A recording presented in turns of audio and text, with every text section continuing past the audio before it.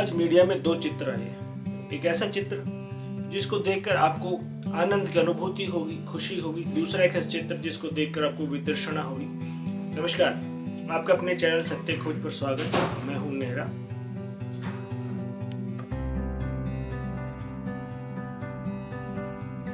पहली तस्वीर के बारे में, चित्र के बारे में आपको पूरे राजनीतिक गलियारों में कहीं कोई जिक्र नहीं मिलेगा, क्योंकि वो बहुत ही साधारण दिखने वाले चित्र है। परंतु अगर उसके बैकग्राउंड में आप देखेंगे तो बहुत ही ताकतवर और पुरुषार्थ और बहुत ही महत्वपूर्ण महिलाओं के वो चित्र है। साथ ही साथ दूसरे चित्र के बारे में जब आप सोचेंगे तो आप उसके राजनीतिक गलियारों में चर्चाएं हो रही हैं, उनके बारे में एनालिसिस किए जा रहे हैं, बड़े बड़े टीवी चैनल उसके बारे में जिक्र कर रहे हैं। आइए हम पहले बात करते हैं पहले चित्र के। पहले चित्र में आपको एक ऐसी महिला जिसका भाई, सगा भाई देश का प्रधानमंत्री हो और वो बहुत ही साधारण तरीके से जीवन जी रही है। उसी चित्र में जो दूसरी महिलाएं हैं, वो जिसका भाई भारत के सबसे बड़े राज्य का मुख्यमंत्री हो और आने जाने वाले व्यक्तियों के लिए सड़क के किनारे एक छोटी सी दुकान में अपना जीवन यापन करने के लिए दुकान चला रही हो और उनका पति बगल की ही दुकान में चाय बेच रहा हो।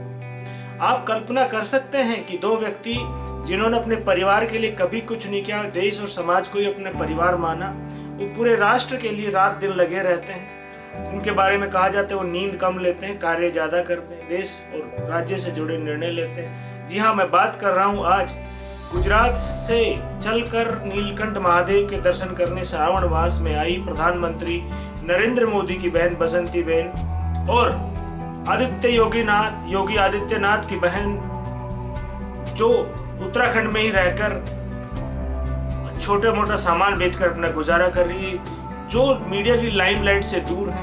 आप कल्पना कर सकते हैं कि गुजरात में इस वक्त जहां वह रह रही हैं, वहां मुख्यमंत्री के ऑफिस में जाकर किसी भी कार्य को किसी भी पल करा सकती हैं, किसी भी जिले के एसपी को अपने घर बुला सकती हैं। इवन उत्तर प्रदेश में तो ये हाल रहा था कि एक व्यक्ति राज्य के नशे में चूर ने अपनी भैंसों को ढूंढवाने के लिए पूरे पुलिस और एसपी को लगा दिया था।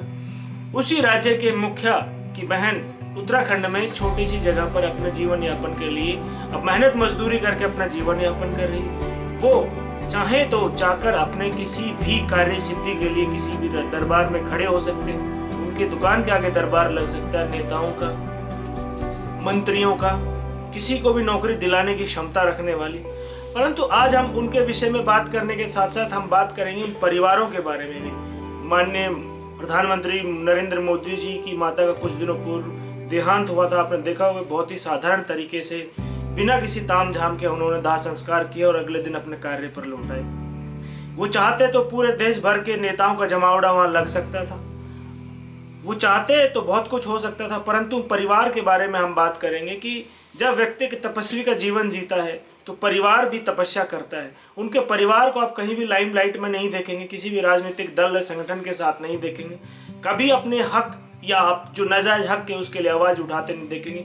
उनकी माताजी एक स्वयं छोटे से घर में रहती थी। जब वो बीमार हुई तो सरकारी एम्बुलेंस से अस्पताल पहुंची। वो चाहती तो मैदानता का चौपर उनके घर पर लैंड करके उनको मैदानता लेके जा सकता था। ऐसा नहीं है।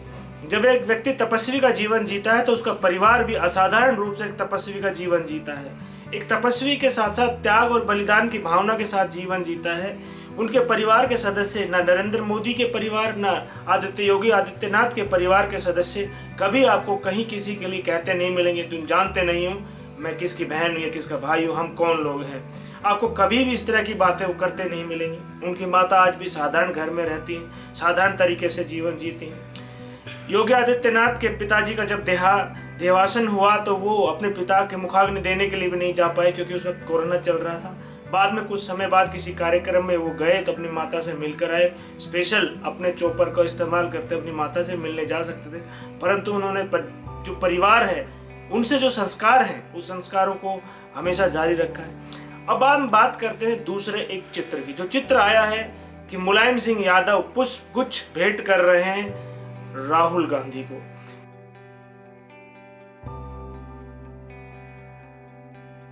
उछल रहे हैं कि ये देखो न्याय की जीत हुई, परंतु अभी वो सजा याफ्ता हैं। एक दूसरा सजा याफ्ता है जिनको बहुत सारे केसेस में, चारा घोटाले के बहुत सारे केसेस में सजा हो चुकी है, सजा की जेल काट रहे हैं और अभी स्वास्थ्य आधार पर अंतरिम बेल पर घूम रहे हैं। टेनिस खेल रहे हैं, कभी कुछ कर रहे हैं। सरकार को संज्ञान लेते उनको वापस जेल भेजना चाहिए। खैर, दूसरा विषय है, विषयांतर हो जाएगा। वो पुष्प भेंट कर रहे हैं, एक सजा याफ्ता दूसरे सजा याफ्ता को पुष्प भेंट कर रहा है। क्यों भेंट कर रहा है? क्योंकि दोनों के ऊपर बहुत सारे मुकदमे चल रहे हैं। लालू परिवार के ऊपर ही बहुत सारे मुकदमे चल रहे हैं, उनके पुत्र पुत्रियों के ऊपर, पत्नी के ऊपर बहुत सारे मुकदमे चल रहे हैं। ऐसा ही राहुल गांधी और उनके परिवार के ऊपर बहुत सारे मुकदमे चल रहे हैं, उनकी माता, उनके जीजा के ऊपर, खुद के ऊपर बहुत सारे मुकदमे चल रहे हैं। ये जो दूसरी तस्वीर आपके मन में वितृष्णा इसलिए पैदा करेगी कि अगर आप कल्पना करें कि लालू एक साधारण जीवन जी रहे होते, उसी साधारण पुराने घर में रह रहे होते, क्या राहुल गांधी उनके पास मिलने जाते? कभी नहीं जाते, क्योंकि राहुल जिस खानदान और जिस एलिट वर्ग से आते हैं, वो एलिट वर्ग कभी भी गरीब लोगों को गले नहीं लगाता। गरीब भी सेलिब्रेट की जाती है, गरीब भी गले नहीं लगाई जाती।